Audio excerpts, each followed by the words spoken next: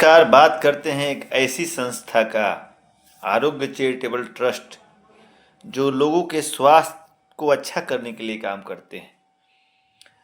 चिकित्सक दो तरह के होते हैं। एक चिकित्सा वैसा होता है जो बीमारी होने के बाद होता है, और एक चिकित्सा ऐसा होता है जो बीमारी नहीं हो इसके लिए लोगों को इस पे काम किया जाए।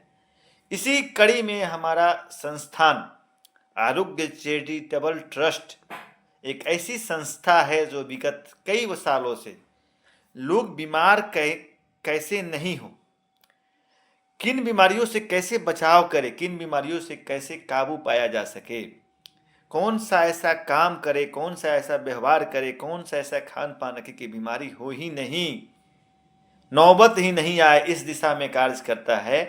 उस संस्थान का नाम है आरोग्य चैरिटेबल ट्रस्ट। मैं डॉक्टर मनीष। आज हम लोग जिक्र करेंगे डायबिटीज़ के बारे में। डायबिटीज़ के बारे में सुने होंगे, ठंड का मौसम आ रहा है। डायबिटीज़ और हाइपरटेंशन वाले मरीजों के लिए खतरा, जान जोखिम में डालने वाला समय है।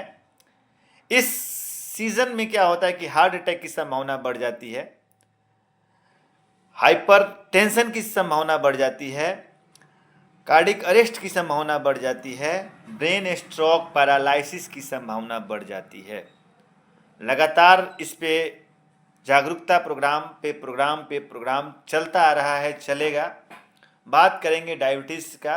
डायबिटीज़ का सीधा कनेक्शन है जो हमारे ब्लड शुगर को बताता है कि हमारे बॉडी में ब्लड शुगर का वैल्यू क्या है। आखिर में डायबिटीज़ होता क्या है, क्या क्या डैमेज करता है, कितना खतरनाक है। यदि आप जीवन में गूंगा नहीं होना चाहते हैं, बहरा नहीं होना चाहते हैं, आँख से अंधा नहीं होना चाहते हैं, आप नहीं चाहते हैं कि आपका हाथ पैर बचा रहे, आपका हाथ पैर कटे नहीं, आप नहीं चाहते हैं कि आपका किडनी डैमेज नहीं हो, आप नहीं चाहते हैं कि आपका दिमाग डैमेज नहीं हो, आपकी मानसिक विकृति नहीं हो, आप नहीं चाहते हैं कि आपका रेटिना खराब नहीं हो, आप नहीं चाहते हैं कि आपको हार्ट का प्रॉब्लम हो, तो सबसे पहले आपको शुगर पे कंट्रोल रखना पड़ेगा। डायबिटीज़ को अंडर वैल्यू रखना पड़ेगा। जो आदमी डायबिटीज़ को अंडर वैल्यू नहीं रखते हैं उसके कॉम्प्लिकेशन से diabetic retinopathy, diabetic nephropathy kidney की खराबी, और डायबिटिक न्यूरोपैथी नर्व की खराबी, ब्रेन तक डैमेज हो सकता है, और आँख की रोशनी भी जा सकती है, और किडनी खराब हो सकता है, किडनी ट्रांसप्लांट करने की नौबत आ सकती है, डायलिसिस करने की नौबत आ सकती है। तो शुगर को फ्लक्चुएट नहीं करना है, रेगुलर थीम में रखना है, कंट्रोल में रखना है। नहीं खाए दवा ठीक हो गया तो शुगर तो ठीक हो गया, आप दवा बंद कर दें। आँख खोलकर, दिमाग खोलकर यह जान लीजिए कि शुगर कभी जड़ से ख़त्म नहीं हो सकता है। शुगर को कंट्रोल कर सकते हैं, क्योंकि शुगर का रिलेशन हमारे पेंक्रियाज से है, और पेंक्रियाज एक ग्लैंड है जो हार्मोन्स का सिक्रीशन करता है, और पेंक्रियाज के बीटा सेल से ही इंसुलिन का सिक्रीशन होता है, जिसके चलते बॉडी में शुगर रेगुलेट रहता है। इस चीज़ को समझना जरूरी है। तो डायबिटीज़ जो है साइलेंट किलर है, जो ज़्यादा फास्ट फूड इंटेक करता है, जिसका सेडेंसी लाइफ स्टाइल है, फिजिकल एक्टिविटी कम है, ओबेसिटी है, उसको डायबिटीज़ होने का खतरा रहता है। यदि पेशेंट डायबिटीज़ का अनडायग्नोस है, मालूम नहीं है कि उसके भीतर डायबिटीज़ पल रहा है, और बहुत दिन तक बिना इलाज से वंचित रह जाता है, तो बहुत तरह के कॉम्प्लिकेशंस, बहुत तरह के ऑर्गन डैमेज हो सकते हैं। इंसुलिन के बारे में समझे होंगे। डायबिटीज़ में इंसुलिन की सुई पड़ती है। जनरली इंसुलिन होता क्या है? इंसुलिन एक हार्मोन्स है जो हमारे बीटा सेल्स, आइसलैंड और लंगरहैंस बीटा सेल होता है, उससे सिक्रीट होता है, जो पेंक्रियाज सिक्रीट करता है। और इसका क्या है कि यह हार्मोन्स मेंटेन करता है ब्लड शुगर को। जैसे हम कितना भी चीनी खाएंगे तो हमारे बॉडी में कितना शुगर रहना चाहिए, उस शुगर को मेंटेन करता है कि हमारा जो शुगर वैल्यू है वह उतना के बीच में रहे, और जो एक्स्ट्रा शुगर है उसको वह क्या करता है, लीवर से मिलकर ग्लाइकोजेनेसिस प्रक्रिया होता है, तो लीवर से मिलकर क्या करता है, उसको एक्स्ट्रा फैट के रूप में इकट्ठा कर देता है। और फिर जब हम कभी फास्टिंग रहते हैं तो वह क्या होता है कि शुगर जो मतलब फैट है वह गल के हमको एनर्जी देता है। ये सब लोग जानते हैं इसके विषय में। यानी कि हमारे एनर्जी को मेंटेनेंस करने का काम जो करता है वह शुगर करता है। स्पेशली सेल और मसल्स के, खास करके ब्रेन के सेल को, हार्ट के सेल्स को, लीवर के सेल्स को जो एनर्जी मेंटेन करता है, जो शुगर चाहिए उसको काम करने के लिए, उसको मेंटेनेंस करने का काम इंसुलिन जो करता है।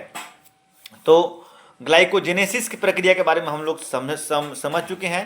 ग्लूकोज के बारे में बातें करेंगे तो ग्लूकोज इज मोस्टली मेनली क्या होता है कि हमारे सेल को एनर्जी देता है, सेल को फूड पहुंचाता है, मैंने खाना देता है और हेल्प करता है, और लीवर में स्टोर कराता है, फैट में स्टोर कराता है, फिर ज़रूरत पड़ने पर हमको एनर्जी देता है। क्या होगा यदि हमको डायबिटीज़ होगा? डायबिटीज़ किस कंडीशन में होगा? तो बहुत सारा रीज़न है डायबिटीज़ होने का। या तो इंसुलिन हमारा प्रॉपर नहीं बन रहा है शरीर में, या फिर इंसुलिन बन रहा है लेकिन शरीर उसको प्रॉपर मात्रा में उपयोग नहीं कर पा रहा है, तो यह चीज़ हो सकता है। टाइप 1 डायबिटीज़ मेलाइटिस के बारे में जाएंगे तो हमारा अपना इम्यून सिस्टम ही डिस्ट्रॉय हो जाता है। इंसुलिन प्रोडक्शन जो होता है सेल का पेंक्रिया, जब वह डिस्टर्ब होने लगता है उस कंडीशन में। टाइप 2 डायबिटीज़ मेलाइटिस को हम लोग क्रोनिक डायबिटीज़ मेलाइटिस बोलते हैं। जो प्रोडक्शन ऑफ इंसुलिन है वह क्या होता है, इंसुलिन का प्रोडक्शन इन्फ्लुएंस होता है और बॉडी उसको, इंसुलिन इसमें बनता है लेकिन बॉडी उसको यूटिलाइज नहीं कर पाता है, और यह धीरे धीरे होता है। मोस्ट कॉमन डायबिटीज़ जो होता है वह टाइप 2 डायबिटीज़ मेलाइटिस होता है। तो बहुत एक और चीज़ आता है इसमें डायबिटीज़ में, प्री डायबिटिक मतलब कि हमारा शुगर का जो वैल्यू रहना चाहिए। जैसे हमारा फास्टिंग है 60 से 110 के बीच में, खाने के बाद 70 से 140 के बीच में, आजकल 180 भी चला गया है। इसके बीच में हमारा शुगर लेवल बना हुआ है, यानी बॉर्डर पे 170 है, 180 है, ना आगे जा रहा है ना पीछे आ रहा है, उसको हम लोग प्री डायबिटिक बोलते हैं। एक डायबिटिक होता है गेस्टेशनल डायबिटिक मेलाइटस। जब कोई औरत प्रेग्नेंट होती है तो उसमें डायबिटीज़ का एक्सपोजर हो जाता है, जो खास करके सेकेंड ट्राइमेस्टर प्रेगनेंसी में देखने को मिला है। और इस फैक्टर की बात करेंगे तो मोटापा का सबसे पहले स्थान है। जो मोटापा का जिनको हिस्ट्री है, जिनको स्मोकिंग का हिस्ट्री है, जिनको फास्ट फूड खाने का हिस्ट्री है, जिनका 40 साल से उम्र ज़्यादा है, जिनकी पॉजिटिव फैमिली हिस्ट्री है, जिनके फैमिली में किसी को डायबिटीज़ हुआ है। रेसेस में बात करेंगे तो अमेरिकन, अफ्रीकन और इंडिया में ज़्यादा डायबिटीज़ देखने को मिला है। जिनके पास खाने का और चलने का, फिरने का, मतलब कि आराम करने का मतलब कि ज़्यादा है, जो ठीक से अपने शरीर का फिजिकल एक्टिविटी नहीं करते हैं, soft cold drinks, fast food, burger, pizza इस पर ज़्यादा रखते हैं, उनको डायबिटीज़ मेलाइटिस से खतरा हो सकता है। जिनको ब्लड कोलेस्ट्रॉल या लिपिड हमेशा बढ़ा रहता है उनको भी डायबिटीज़ हो सकता है। जो करेंट प्री डायबिटिक से सफ़र कर रहे हैं उनको आगे जाके डायबिटिक हो सकता है। जो ज़्यादा अल्कोहल का इस्तेमाल करते हैं उनको डायबिटीज़ हो सकता है। जो इनको हाई बीपी है उनको डायबिटीज़ हो सकता है। जिनका स्लीप पैटर्न डिस्टर्ब है, जिनको मेंटल हेल्थ प्रॉब्लम है, जिसको सिजोफ्रेनिया है, जिनको बाइपोलर डिसऑर्डर है, उनको डायबिटीज़ का खतरा हो सकता है। कॉम्प्लिकेशन में बात करेंगे तो सबसे पहले कॉम्प्लिकेशन में cardiovascular system problem, cardiovascular problems हो सकता है डायबिटीज़ में। डायबिटीज़ में क्या होता है कि इंक्रीज हार्ट डिजीज़ के कंडीशन को बढ़ाता है। Coronary artery disease, CAD, angina, chest pain, stroke, heart attack, arteriosclerosis जिसमें नैरो हो जाता है वेसल्स, यह सब जब ब्लड प्रेशर बढ़ा रहेगा तो उसके वेसल्स को डैमेज करेगा और उसके चलते कार्डियोवास्कुलर प्रॉब्लम हो सकता है, नर्व डैमेज कर सकता है।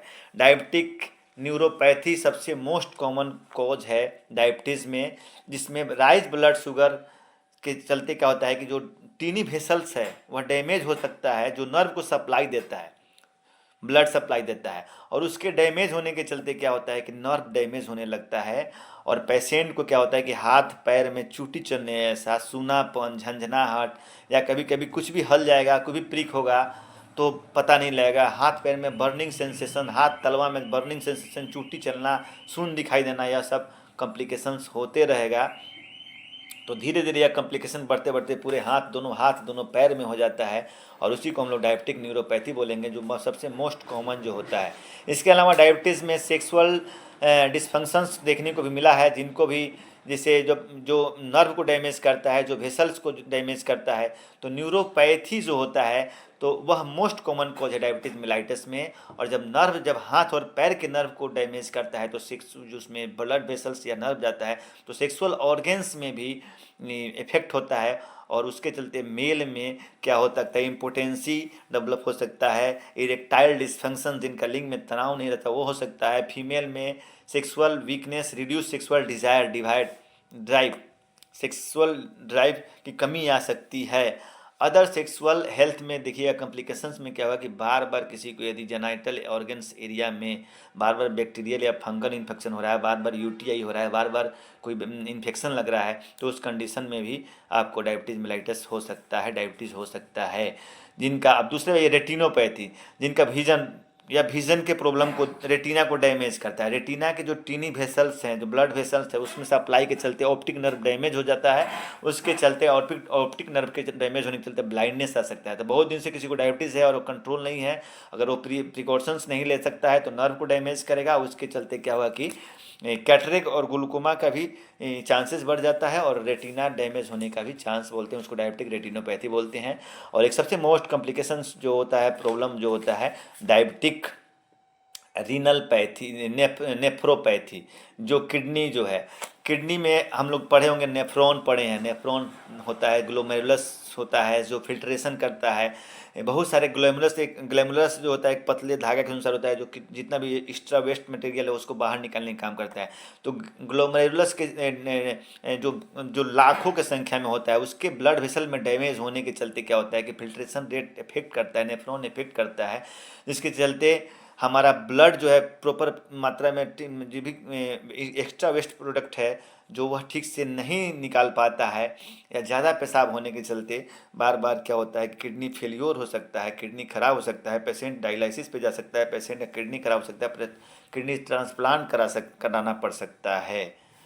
उसके बाद सबसे मोस्ट कॉमन कॉज है food damage, diabetic food ulcer, nerve के और वेसल के डैमेज के चलते फुट में घाव की चांस बढ़ जाता है, और जब फुट में जब घाव होता है, जब गैंग्रीन होने लगता है, तो हाथ या पैर का वह उंगली या अंग काटना पड़ सकता है, इम्पुटेशंस बोलते हैं। यह सब चीज़ देखने को मिला है। इन्फेक्शंस बार बार होता है, bacterial infection, fungal infection, dental problem, जिसको डायबिटीज़ रहेगा अनकंट्रोल उसको बार बार डेंटल प्रॉब्लम हो सकता है, जिनको अनकंट्रोल डायबिटीज़ रहेगा उनको हेल्थ इशू होगा, हमेशा उसका इम्यून पावर डिप्रेस होगा, अल्जाइमर डिजीज़ खतरा, यादाश्त भूलने की बीमारी डेवलप हो जाएगी, मेंटली हेल्थ इशू हो सकता है।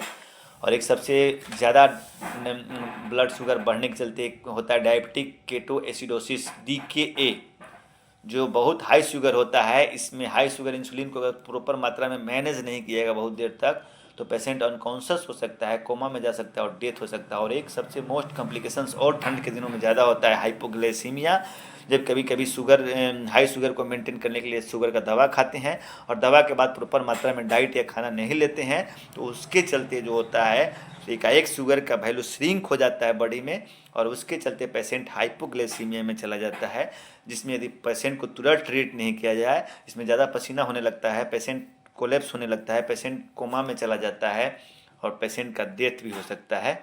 तो यदि पेशेंट होश में है तो उसको तुरंत अगर इस तरह का सिम्टम हो तो मीठा चीज़ खिलाना पिलाना, ग्लूकोज टॉफ़ी खिलाना, ग्लूकोज पिला के मेंटेन करना है। लेकिन याद रखना है कि जब पेशेंट अनकॉन्शियस से बेहोश हो गया है तब ये सब नहीं करना है, इमीडिएटली हॉस्पिटल ले जाना है। तो डायबिटीज़ पे या जागरूक अभियान था कि यदि आप चाहते हैं कि आपका आँख नहीं खराब हो, आपका किडनी नहीं खराब हो, आपका हार्ट अटैक नहीं हो, आपका ब्रेन स्ट्रोक नहीं हो, तो आपको इसका ध्यान रखना पड़ेगा।